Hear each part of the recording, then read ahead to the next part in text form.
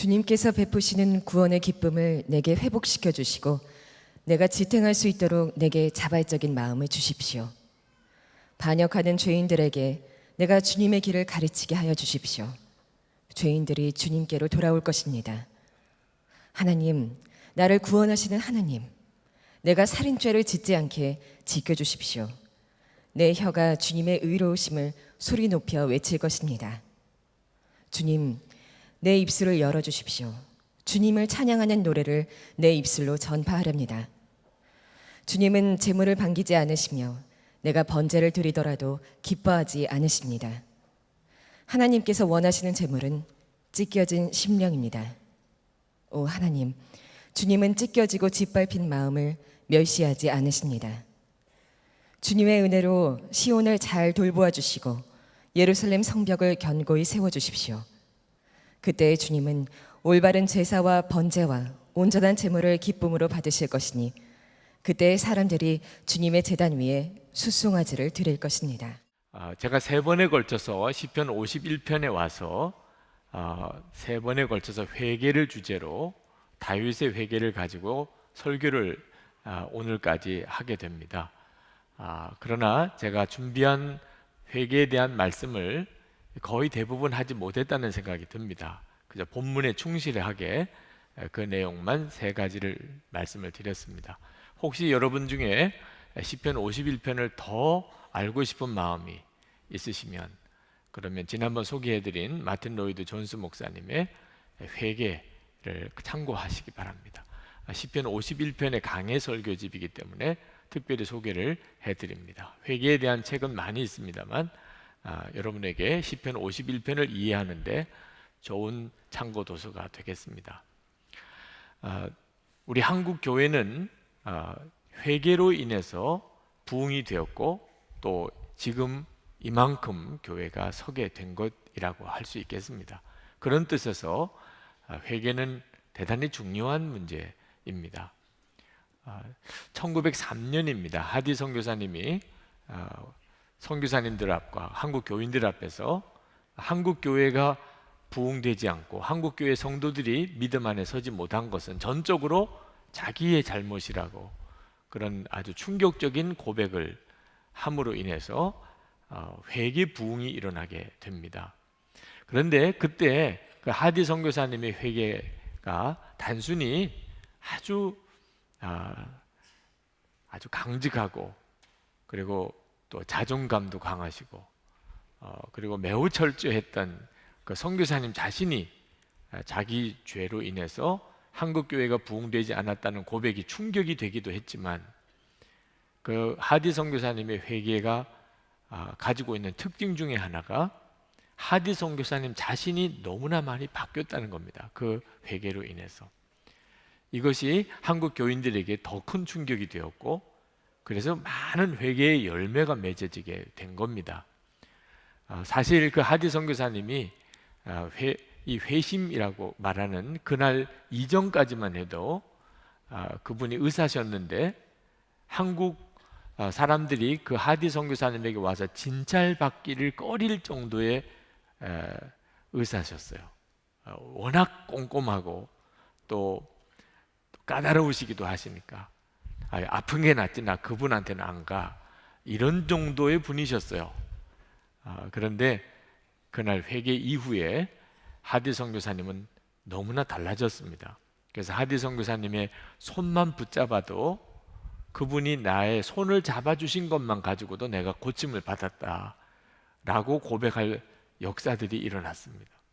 하디 선교사님이 그전에도 회개에 대한 설교는 여러 번 했습니다.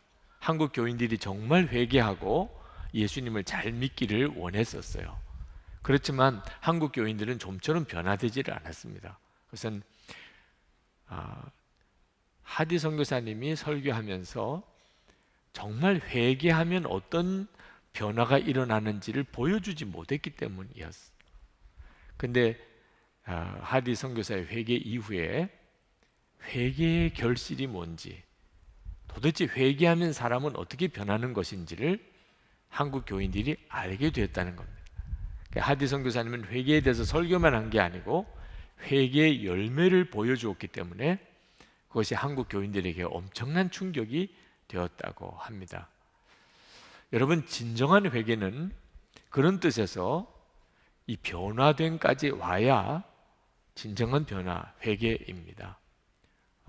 내가 지옥에 갈 만한 죄인이라는 사실을 정말 깨닫고 그것을 고백할 수 있을 때 그게 회개했다는 증거죠. 두 번째는 내가 정말 회개했기 때문에 나는 이제 깨끗함을 받았다 하는 확신을 갖게 되는 것, 그게 또 회개의 증거입니다. 그러나 회개한 사람이 그 죄에서 놀랍게 승리하게 되었다, 이제는 더 이상 그 죄를 짓지 않게 되었다, 여기까지 오게 되었을 때 이것을 진정한 회개라고 말을 합니다. 오늘 이 51편 하반 부분에 가면 다윗이 14절에 가서 다시는 살인죄를 짓지 않게 해달라는 기도를 합니다.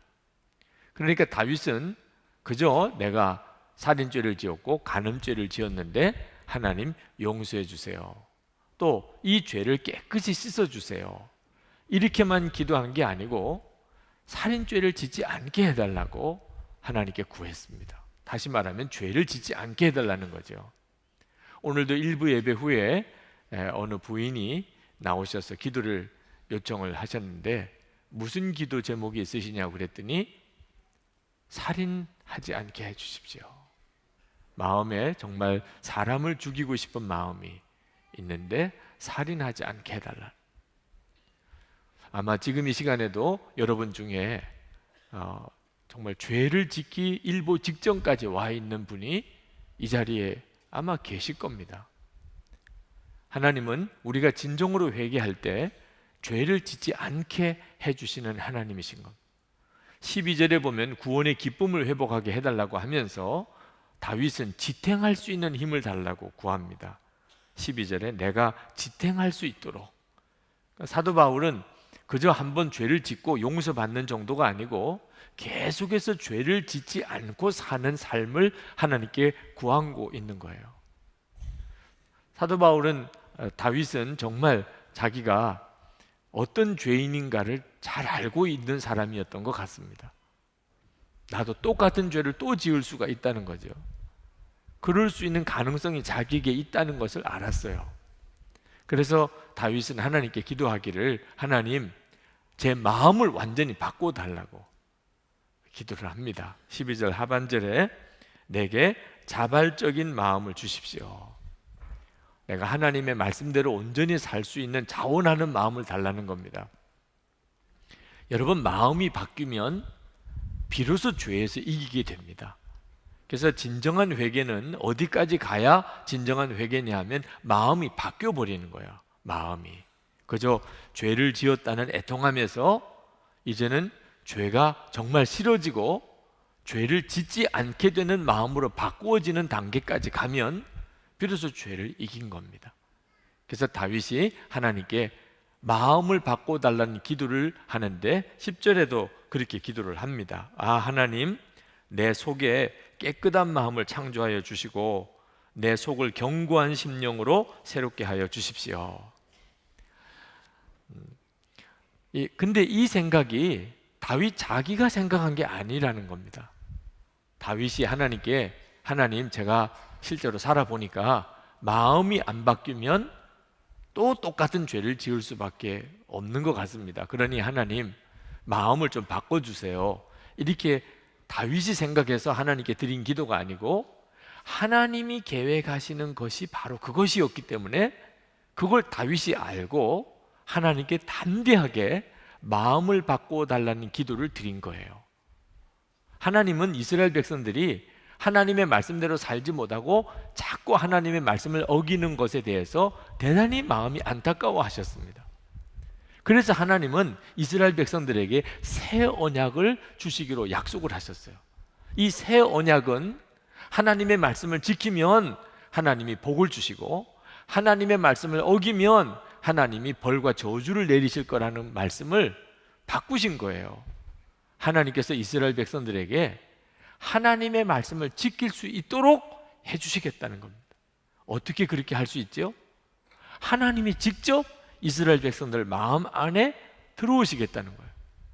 이것이 하나님이 이스라엘 백성들에게 율법만 주시지 않고 새 언약을 주신 겁니다. 하나님이 직접 이스라엘 백성들 마음 안에 들어오셔서 이스라엘 백성들의 마음을 바꾸어 놓으시겠다는 거예요. 에스겔서 11장 19절 20절 말씀입니다. 내가 그들에게 한 마음을 주고 그 속에 새 영을 주며 그 몸에서 돌 같은 마음을 제거하고 살처럼 부드러운 마음을 주어 내 율례를 따르며 내 규례를 지켜 행하게 하리니 그들은 내 백성이 되고 나는 그들의 하나님이 되리라. 여러분, 이 말씀을 잘 기억하셔야 합니다. 에스겔서 11장 19절에서 20절. 하나님은 이스라엘 백성들의 마음을 바꾸어 놓으시겠다는 거예요. 돌같이 딱딱한 마음, 하나님의 말씀에 순종하지 않는 돌같이 딱딱한 마음을 제거하시고 하나님의 말씀에 순종하는 부드러운 마음을 주시겠다. 어떻게 해요? 새 영을 이스라엘 백성들의 마음에 부어주시면서, 이 새 영은 하나님의 성령이십니다. 그러면 이스라엘 백성들이 이제 하나님의 말씀을 그대로 지키고 살게 된다는 거죠. 하나님이 원하시는 것은 단순히 우리를 죄가 있다는 것을 깨우쳐 주시려고 하는 게 아닙니다. 이제는 하나님의 말씀대로 살 수 있는 사람을 만드시겠다는 거예요. 어떻게 해요? 하나님의 성령께서 우리 마음에 오심으로 그 일을 하시겠다는 겁니다. 이 약속을 예수 그리스도를 통하여 하나님이 이루십니다. 예수님이 십자가에 죽으시고 그리고 성령께서 성도들의 마음에 임하셨어요. 고린도후서 1장 22절에 하나님이 우리에게 인치시고 보증으로 성령을 우리 마음에 주셨느니라. 할렐루야. 우리 모두에게 이루어진 일입니다. 하나님께서 예수를 믿고 진정으로 회개하고 하나님의 자녀가 되기를 원하는 사람들은 하나님이 다 깨끗하게 하시고 하나님 자녀로 삼으셨다는 도장을, 인을 치셨는데 하나님의 성령을 마음에 보내주신 거예요. 하나님의 성령을 모시고 우리가 살아야 하는 것입니다. 여러분 중에 아무리 해도, 아무리 노력해도 죄를 이기지 못했던 분들, 결심을 해도, 아주 노력을 해도 이 죄를 도무지 극복하지 못하셨던 분들, 그것 때문에 마음이 상하고 좌절하신 분들은 이제부터 여러분 안에 오신 하나님, 그 하나님을 바라보시기 바랍니다. 하나님은 여러분을 죄 짓지 않게 하시려고 여러분 안에 하나님, 성령 하나님이 오시게 했습니다. 그러므로 진정한 회개는 내 마음에 하나님을 모시는 단계, 그래서 마음이 완전히 바꾸어지는 단계까지 가는 것이 진정한 회개입니다. 우리가 하나님을 정말 마음에 모시면 그러면 구원의 기쁨이 계속 회복될 뿐만 아니고 지속됩니다. 그저 나 하나 죄를 짓지 않는 게 아니고 다른 죄인들을 주님께로 인도하는 사람이 됩니다. 13절 보시면 반역하는 죄인들에게 내가 주님의 길을 가르치게 하여 주십시오. 죄인들이 주님께로 돌아올 것입니다.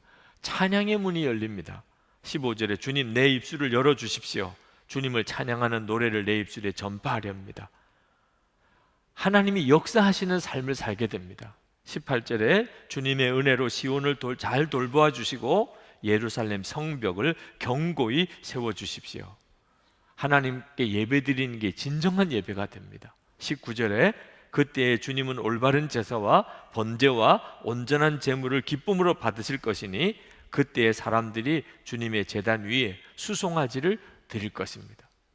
여러분, 우리가 진정으로 회개하면 그러면 삶이 정말 완전히 바뀌게 됩니다. 이제는 죄를 짓지 않을 뿐만 아니고 찬양의 삶, 다른 사람을 바로 인도하는 삶, 그리고 하나님이 견고하게 그 성을 세우는 삶, 진정한 예배를 하나님께 드리는 삶으로 삶이 바꿔져 버립니다. 문제는 마음입니다. 마음. 여러분, 여러분의 마음 안에 정말 하나님이 오셨습니까? 여러분이 이 일에 대해서 분명하시면 그러면 여러분은 정말 구원받은 사람이고 진정 회개한 사람이고 하나님께서 여러분을 놀라우게 쓰시는 사람이 됩니다. 근데 문제는 사람들이 마음에 하나님 모시기를 싫어한다는 겁니다. 로마서 1장 28절에 그들이 마음에 하나님 두기를 싫어하며. 여러분은 여러분의 마음에 하나님 모시기를 좋아하십니까? 환영하십니까? 여러분 하나님을 마음에 모시고 사십니까?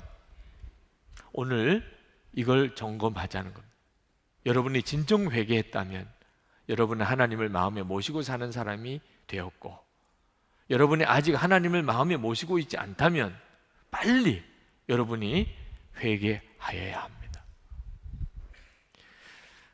다윗은 간음하고도 하나님께 제사를 드렸던 모양입니다. 우리아를 죽이고도 아마 제사를 드렸던 모양이에요. 다윗이 생각하기에는 뭔가 양심의 가책이 있었지 않겠어요? 그러니까 하나님이 속죄 제사를 드리라고 그랬단 말이에요. 그래서 양을 잡아 바치고 소를 바쳐 제사를 드리면 자기가 지은 죄가 용서받은 줄로 생각했던 것 같아요. 그런데 알고 보니까 전혀 소용이 없었다는 겁니다. 나단 선지자가 와서 다윗을 책망할 때 하나님은 나를 용서하지 않으셨구나 하는 걸 그때서 깨달았어요. 그래서 다윗이 하나님께 제사만 드린다고 이게 속죄가 되는 게 아니구나 하는 걸 알았습니다. 16절에 주님은 재물을 반기지 않으시며 내가 번제를 드리더라도 기뻐하지 않으십니다. 주님은 제사만 받으시는 게 아니었어요. 아무리 소나 양을 잡아서 하나님께 속죄 제사를 드려도 하나님이 죄를 용서해 주지 않는 경우가 있다는 걸 다윗이 알았어요. 다윗은 왕이었고 부자였기 때문에 소와 양을 잡아서 제사를 드리는 일은 아무 어려움이 없었습니다. 얼마든지 하나님께 속죄 제사를 드릴 수가 있었어요. 소용이 없는 걸 어떻게 합니까? 하나님이 원하시는 것은 마음을 찢는 것이었습니다. 그리고 속죄 제사를 드리면 하나님이 그 사람의 죄를 사하십니다. 그러나 마음이 찢어지지 않은 사람이 속죄 제사만 소와 양을 잡아 드린다고 아무 소용이 없다는 거죠. 17절 말씀에 하나님께서 원하시는 제물은 찢겨진 심령입니다. 오 하나님, 주님은 찢겨지고 짓밟힌 마음을 멸시하지 않으십니다. 자, 오늘 여러분은 마음이 찢어졌습니까? 한번 잘 살펴보십시오. 내 마음이 하나님께 찢겨진 심령으로 하나님께 왔나? 아니면 찢어지지 않은 마음으로 왔나? 여러분의 마음이 찢겨져 있다면 오늘 하나님께 드리는 예배는 하나님이 받으십니다. 여러분은 깨끗함을 받으시고 그리고 죄를 이기는 능력을 얻게 됩니다.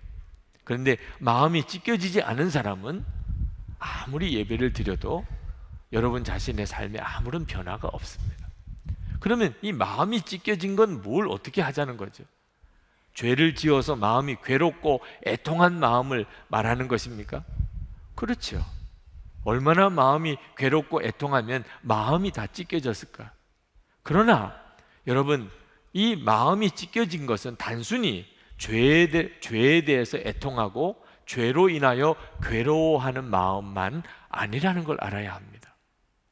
하나님이 우리 죄를 사하시려고 찢으신 것이 하나 있었습니다. 예수님이 십자가에 달려 죽으실 때 성전 휘장을 하나님이 위에서부터 아래로 쫙 찢으셨어요. 하나님이 찢으셨기 때문에 위에서 아래로 찢어지는 거예요. 사람이 찢었다면 아래에서 위로 찢었겠죠. 지성소를 가리고 있는 성전이 찢어졌어요. 그럼 무슨 뜻이지요? 이제는 하나님과 우리 사이를 가로막는 게 없어졌다는 거예요. 누구든지 하나님 앞에 나아갈 수 있게 됐다는 거예요. 누구든지 하나님 앞에 나갈 수 있게 됐다는 거예요. 성전 휘장이 찢어졌기 때문에. 그러면 하나님은 우리에게 마음을 찢으라고 하는 것은 무슨 뜻일까? 마음을 찢으라는 건 무슨 뜻이죠? 하나님이 우리 마음속에 들어오시게 하라는. 마음이 찢어지지 않은 사람은 어떤 사람입니까? 하나님이 들어갈 수가 없어요. 마음에 들어오실 수가 없어요. 마음이 찢어진 사람, 내 죄로 인해서 애통하고 너무너무 안타까워서 내가 마음을 찢었어요. 하나님, 이제는 내게 오세요. 하나님, 이제는 내 마음을 다스려 주세요. 내 마음의 왕이 되어 계세요. 그런 사람이 마음을 찢은 사람이에요. 여러분, 죄를 짓고 그 죄에 대한 죄책감이 너무 심하고 그 죄 때문에 너무 부끄럽고 그 죄로 인해서 너무 고통스러워서 자살을 한 사람이 있다고 합시다. 그 사람은 얼마나 마음이 힘들면, 얼마나 죄에 대해서 회개했으면 스스로 목숨을 끊었을까요? 그 정도쯤 되면은 마음 찢은 거 아닙니까? 아니, 스스로 목숨을 끊을 정도로 죄로 인해서 괴로워하고 그 때문에 부끄러워하고 그것 때문에 고통스러워했다면 하나님이 받아주셔야 되죠. 그 정도로 죄를 회개했다면, 자살을 할 정도로 그 정도쯤 했다면 용서받아야 되잖아요. 가룟 유다가 예수님을 은 30에 팔아버리고, 그리고는 얼마나 괴로워했습니까? 어느 정도 괴로워했느냐, 스스로 나무에 목을 매달아 죽을 정도로 괴로워했어요. 그러면 가룟 유다는 천국에 가야 되잖아요. 죄를 지었지만 회개했으니까 천국에 가야 되잖아요.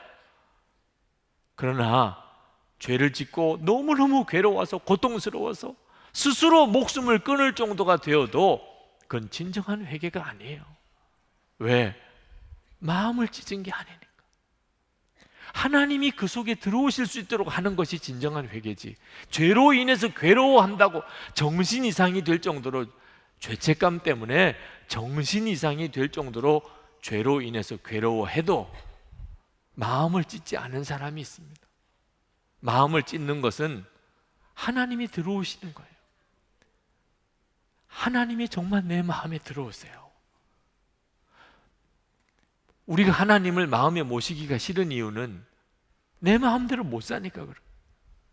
하나님이 내 마음에 들어오시면 그때부터 신경이 너무 쓰여요. 하나님께 하고 싶은 것도 못할 것도 같고, 하기 싫은 것은 꼭 해야 될 것 같고, 내 마음에 하나님이 들어오셔서 내 마음의 왕이 되시면, 그러면 내가 지금까지 습관적으로 하던 모든 일, 은근슬쩍 짓던 죄, 그거 어떻게 더 이상 지어요?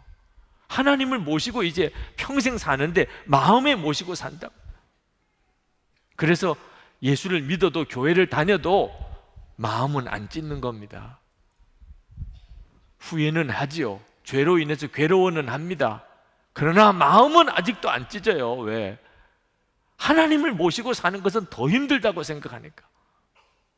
그런데 어떤 사람은 마음을 찢습니다. 주여, 내 마음에 들어오세요. 하나님이 성전 휘장을 찢으신 것처럼, 하나님의 성전 휘장을 찢으셨다면 우리는 내 마음을 찢어야 한다. 하나님 들어오세요. 하나님께서 어떤 것도 가리지 않고 우리가 하나님께 나오게 하셨다면 우리도 하나님이 내 마음에 들어오게 하셔야 되잖아요. 여러분, 여러분이 정말 하나님을 여러분의 마음에 그렇게 모셔드리게 되면, 그러면 진짜 회개한 겁니다. 그리고 그 사람은 반드시 죄에서 승리하게 됩니다.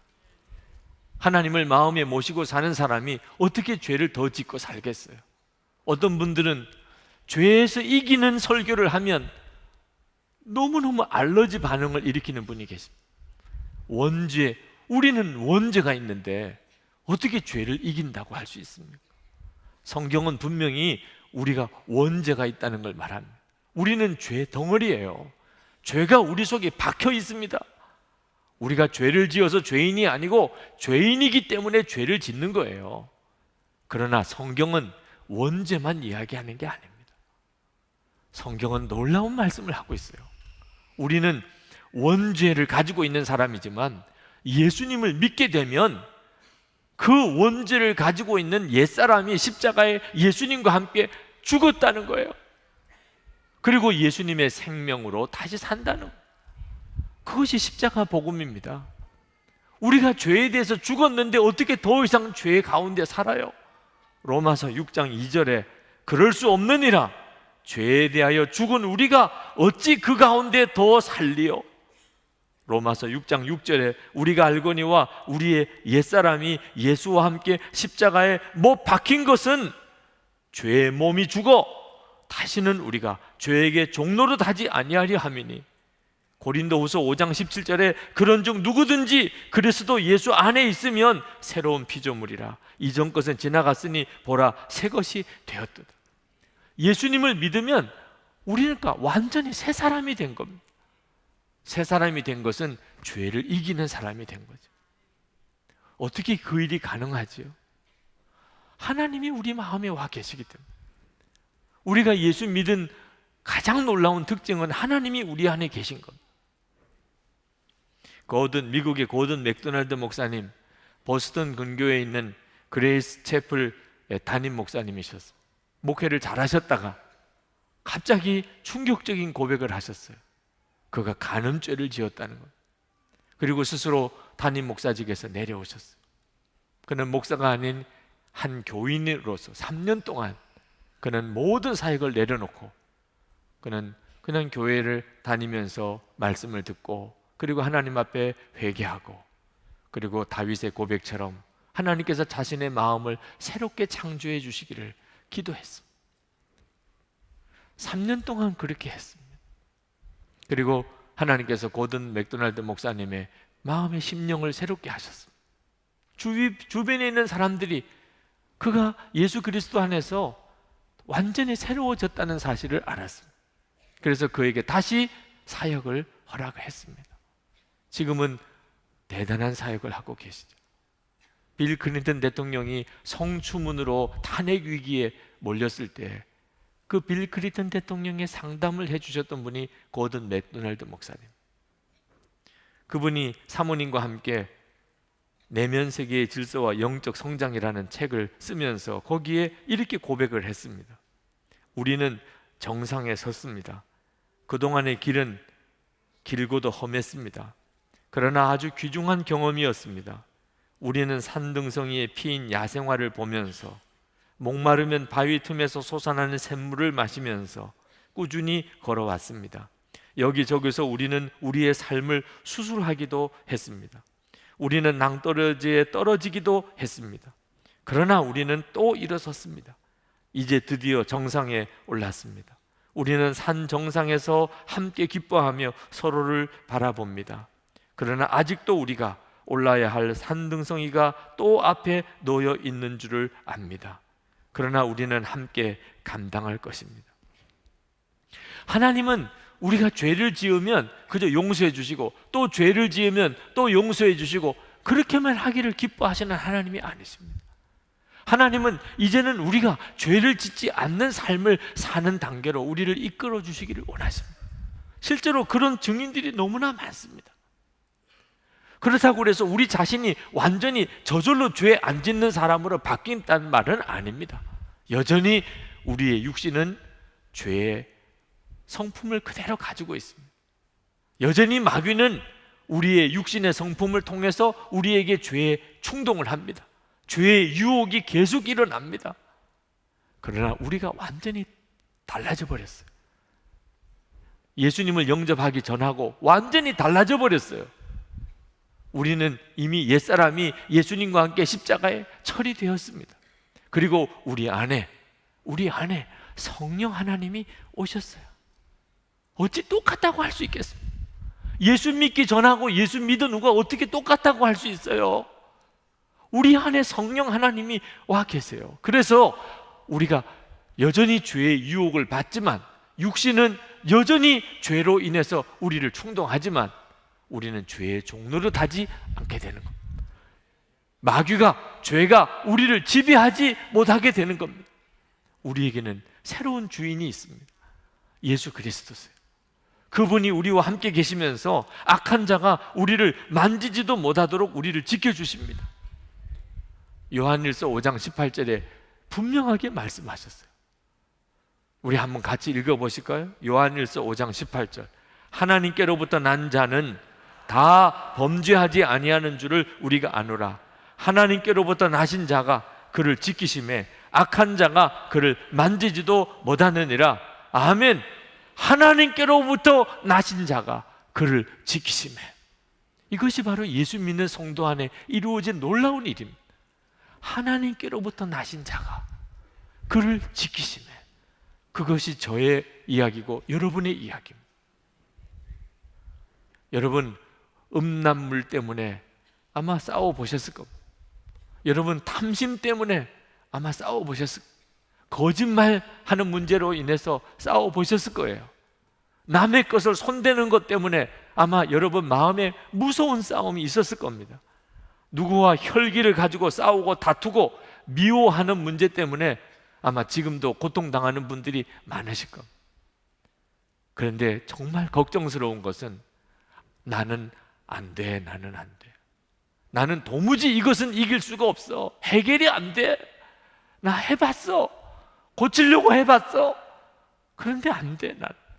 이렇게 생각하는 분이, 예수를 믿으면서도 그렇게 생각하는 분이 이 자리에 있을까봐 마음이 안타깝습니다. 왜? 그건 마귀가 목적하는 것이기 때문에. 마귀가 목적하는 게 뭔지 아십니까? 어쩔 수 없이 죄는 지을 수밖에 없어.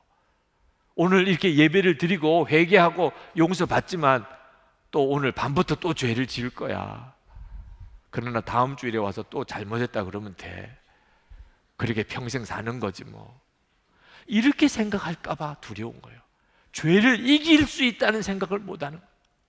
여러분, 코끼리를 조련하는 사람들이 새끼 때부터, 아주 새끼 때부터 코끼리의 발목에 쇠줄을 묶고 말뚝에다가 묶어둡니다. 조그만 어린 코끼리니까 말뚝을 뽑을 수가 없어요. 아무리 말뚝에서 벗어나려고 해도 뽑혀지지가 않습니다. 이 새끼 코끼리의 마음속에 이 말뚝은 뽑을 수가 없다, 그런 마음이 완전히 자리 잡아버려요. 그 다음에는 코끼리가 아무리 커도 말뚝에 쇠줄로 감아 놓으면 뽑을 생각을 안 합니다. 어차피 안 뽑아지는 거니까. 이 일이 성도들의 마음속에 있습니다. 죄를 이길 수는 없어. 벌써 지고 들어가는 거예요. 이것도 믿음인 거 아십니까? 여러분, 성령 하나님에 대해서 교리적으로만 믿으시면 안 됩니다. 많은 분들이 안타깝게도 성령 하나님에 대해서 수도 없이 들었지만 교리적인 믿음만 가지고 있어요. 성령 하나님이 내 안에 오셨다. 그렇지만 그 믿음은 아무 능력이 없어요. 왜? 교리니까, 교리.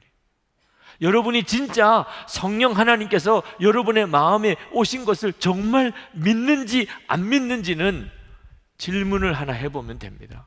여러분, 죄 짓기 어려워요? 죄 안 짓기 어려워요? 죄 짓기가 어렵습니까? 죄 안 짓기가 어렵습니까? 죄 안 짓기가 어렵지, 죄 짓기가 뭐 어려워? 이런 분들은 성령 하나님에 대해서 다 교리로만 믿고 있는 거예요. 여러분 안에 성령 하나님이 계시다고 하는 이 믿음이 교리예요, 지식일 뿐이에요. 실제가 아니에요. 믿음이 아닙니다. 여러분, 지금 이제 이렇게 예배당 가득히 사람들이 모여 있습니다. 이 앞에서 죄 짓기 어려워요? 죄 안 짓기 어려워요? 대답해 봐요. 지금 이 앞에 나와서 죄 지으라 그러면 지을 수 있겠어요? 죄 짓기가 어려운 거예요. 그게 진리예요. 사람이요, 기본 양심만 있어도 죄 짓기가 어려운 거예요. 그런데도 왜 나는 죄 안 짓기가 어렵다고 생각하는 거죠?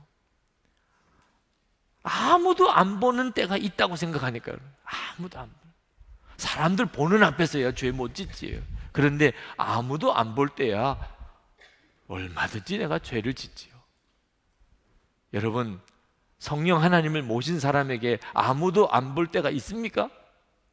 진짜 성령 하나님이 내 안에 계시다, 하나님이 내 안에 오셨다, 그게 진짜 믿은 사람이 아무도 안 보는 때가 있냐 말이에요. 사람들 보는 앞에서도 죄를 못 짓는데, 사람들 보는 앞에서도 죄를 못 짓는데, 아니 하나님을 마음에 모시고 죄 안 짓기가 어렵다는 생각을 어떻게 해요? 나는 이제는 죄 짓기가 어려운 사람이 됐다. 죄 짓기가 어려워요. 하나님을 마음에 모시고 사니까. 그 사람이 진짜 믿는 거예요. 하나님을 정말 마음에 모시고 사는 사람. 요셉은 죄 짓기가 어려운 사람 아니었나요? 보디발의 아내가 집에 사람들을 다 보내고, 그리고는 요셉을 붙잡고 유혹을 합니다. 그때 요셉이 청년이에요. 혈기왕성한 청년이에요. 그 상황에서 어떻게 요셉이 유혹이 안 됐겠어요? 그러나 유혹을 받는다고 다 죄를 짓나요? 사람들이 다 보는 앞에서 유혹이 된다고 다 죄를 짓나요?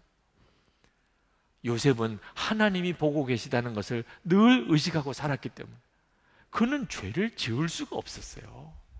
돈을 준다 그래도 세상 없는 유혹이 와도 죄를 지을 수가 없었다니까. 하나님을 진짜 믿으면, 정말 내 마음에 오셨다는 사실까지 믿으면 이제는 죄는 끝난 거 아닙니까? 어떻게 내가 모르고 지은 죄는 있을 수 있겠습니다. 죄인 줄 몰랐기 때문에 지을 수는 있을 수도 있겠어요. 근데 어떻게 죄를 습관적으로 반복적으로 지을 수가 있겠어요? 사무엘하 12장 9절에 보면 하나님께서 말씀을 통하여 다윗에게 책망하십니다. 어찌하여 내가 여호와의 말씀을 업신여기고 나 보기에 악을 행하였느냐? 내가 칼로 햇사람 우리아를 치되 암몬 자손의 칼로 죽이고 그의 아내를 빼앗아 내 아내로 삼았도다. 여러분, 다윗은요 하나님의 말씀을 업신여길 사람이 아닙니다. 상상도 못하는 일이에요. 하나님의 말씀을 업신여기다니요. 다윗은요 그럴 상상도 못하는 사람이에요. 그런데도 하나님의 말씀을 업신여겼어요. 하나님 보시는 목전에서 죄를 지었어요. 다윗은 그럴 사람이 아닙니다. 그런데도 그렇게 했어요. 어째서 그랬을까요? 눈이 가려버렸어요. 죄의 유혹 앞에서 그만 눈이 가려버렸어요. 하나님이 보이지 않은 겁니다. 하나님이 안 보신 게 아니에요. 다윗만 하나님을 못 본 거예요. 그러니 그런 죄를 짓고 만 겁니다. 여러분, 다윗이 우리아의 아내를 목욕하는 것을 보고 우리아 아내 밧세바를 왕궁으로 불러들이고 그리고 그 밧세바와 실제로 성관계를 하는 모습을 하나님은 다 보셨어요. 얼마나 하나님의 속이 아팠을까. 그뿐만 아닙니다. 우리아를 햇사람의 손에 죽여요. 그 계략을 세우고 그 요압 장군에게 편지를 써서 보내고 그리고 우리아가 실제로 햇 족속의 손에 죽어가는 모습을 하나님은 다 보셨어요. 그때 하나님의 마음이 어떻겠어요?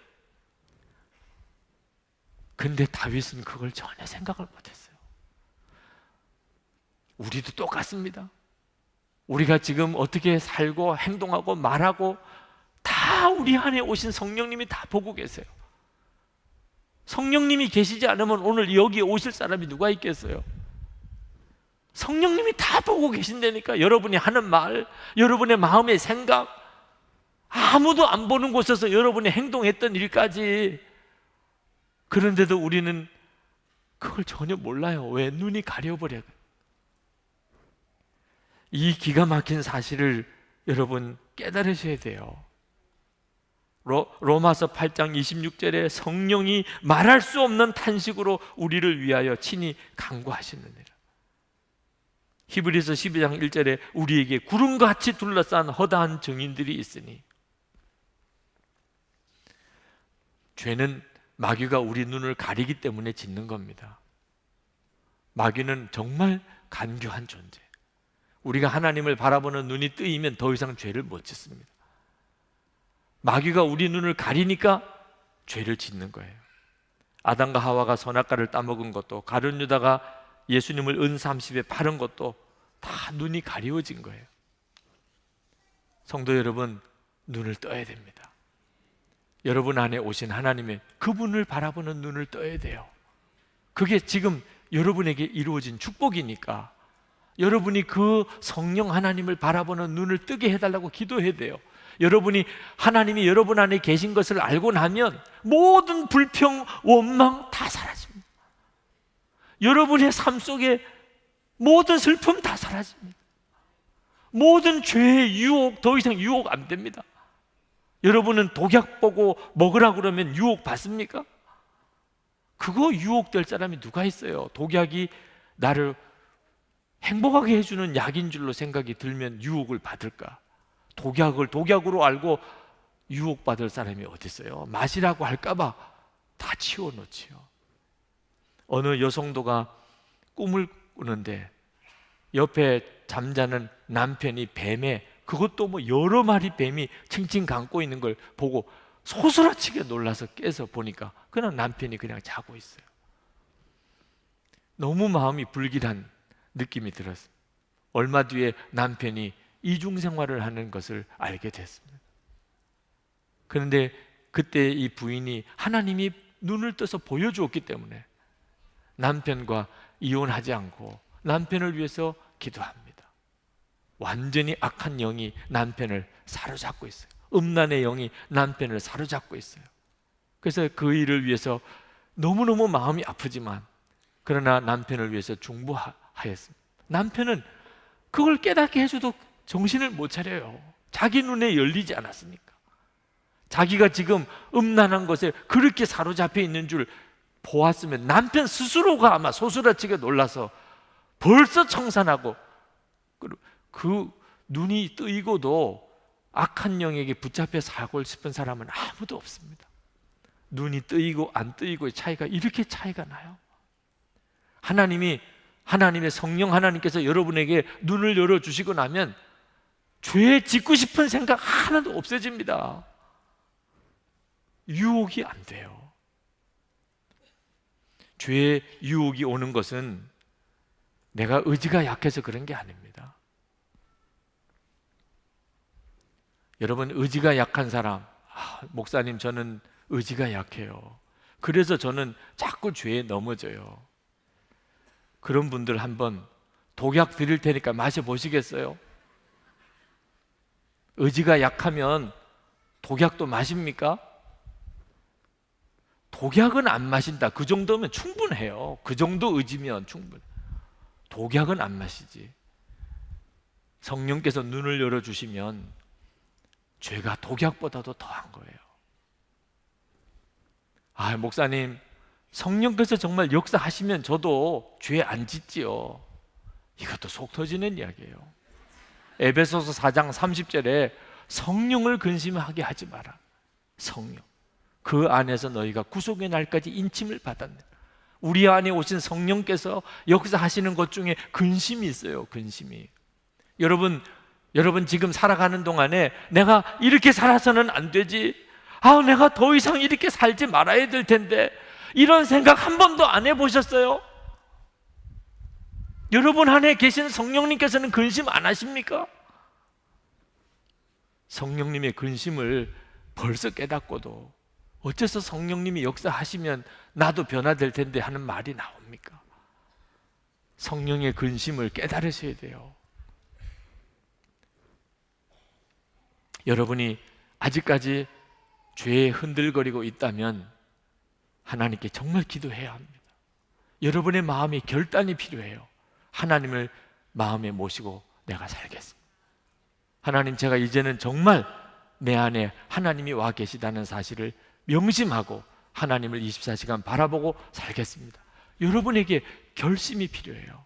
제가 지난번 호주에 갔을 때 어느 젊은 집사님이 그곳에 큰 농장을 일궈낸 것을 보여주셨어요.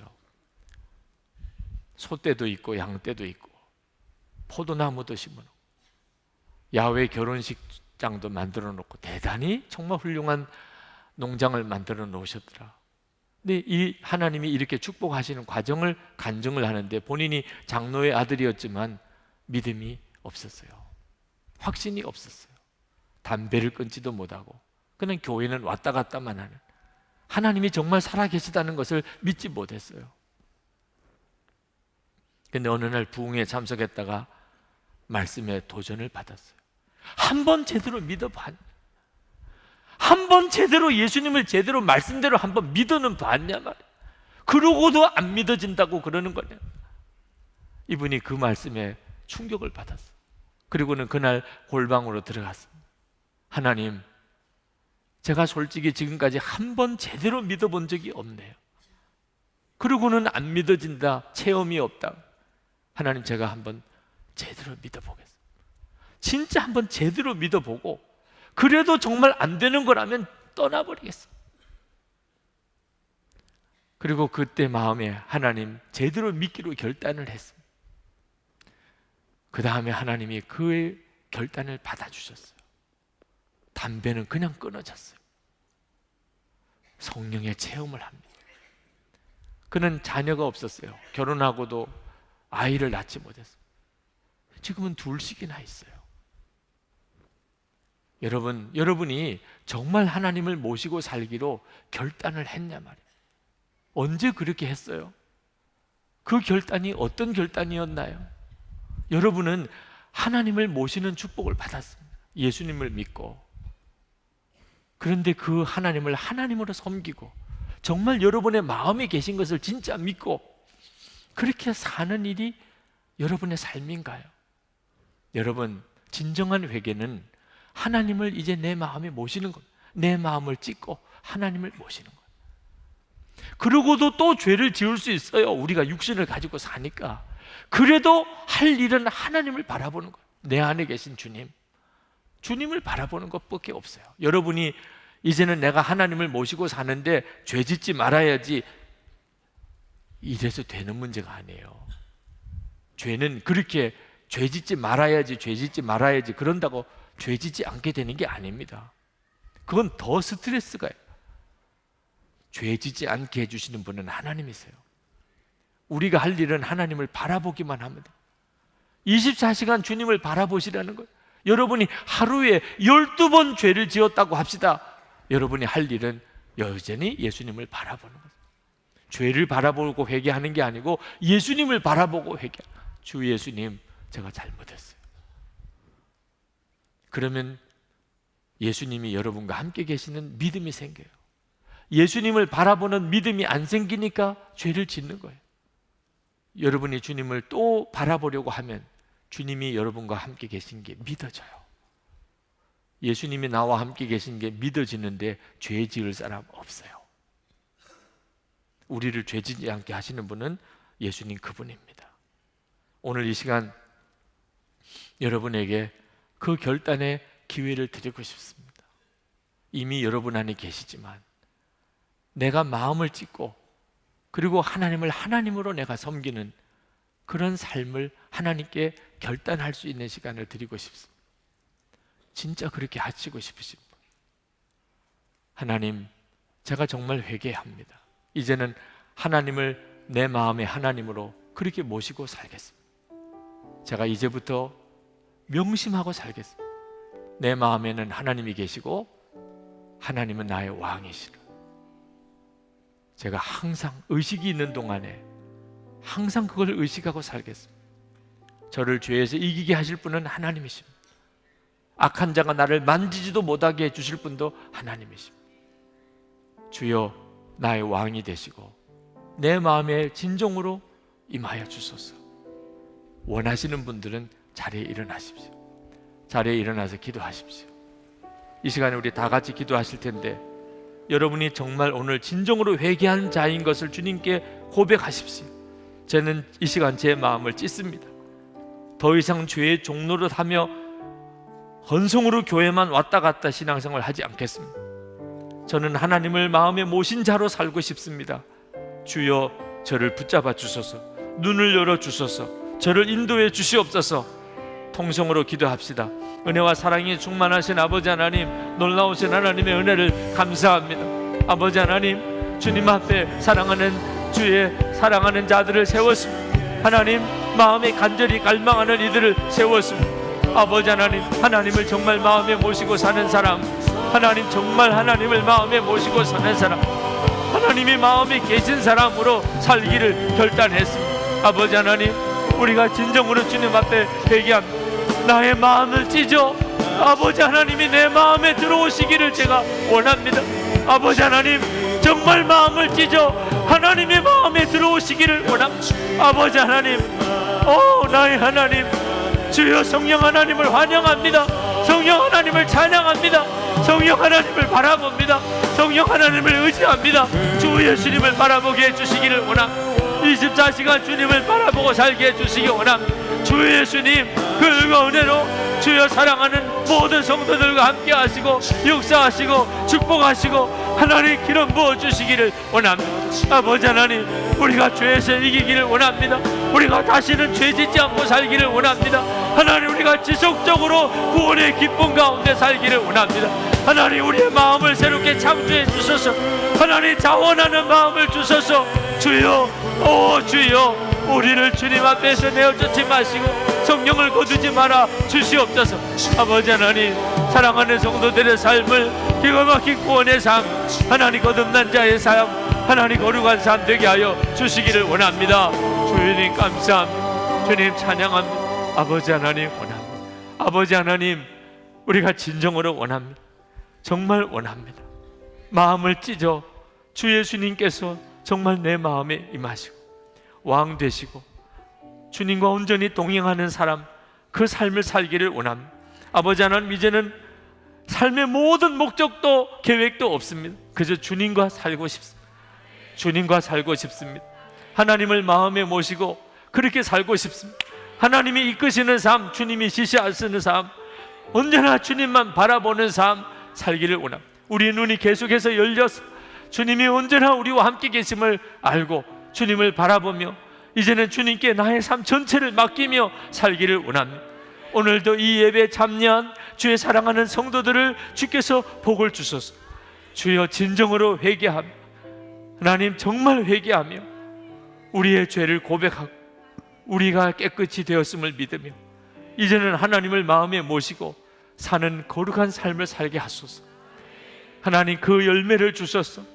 우리가 정말 예수 믿는 자의 삶을 사는 열매를 주소서. 우리도 살고 우리 가족들도 살고 우리 주위에 있는 모든 일도 살리게 하여 주옵소서. 나라를 살리고 민족을 살리게 하소서. 세계 열방을 살리는 자가 되게 하여 주시옵소서.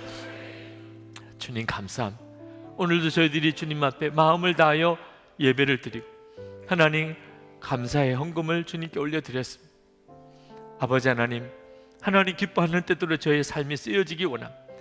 감사에 감사가 넘치는 삶을 살기 원합니다. 하나님, 저희들이 이번 맥주 감사 주일에 교회 하나를 세우기를 원합니다. 하나님, 우리 한 사람으로도 능히 교회를 세울 수 있으신 분이 하나님이신 것을 믿습니다. 그리 살기를 원합니다. 하나님, 세계 열방의 모든 족속에 하나님이 기뻐하는 교회를 세우는 자가 되기를 원합니다. 하나님의 손에 쓰임 받는 삶을 살기 원합니다. 우리의 삶에 하나님이 감사가 넘치게 하심으로 그로 인해서 교회가 살고 하나님 복음이 전해지고 하나님 수많은 사람들이 어려움에서 건짐을 받게 되기를 원합니다. 성도들의 삶에 그리 축복해 주시옵소서. 감사합니다. 주님, 예수 그리스도 이름으로 간절히 기도합나이다. 아멘.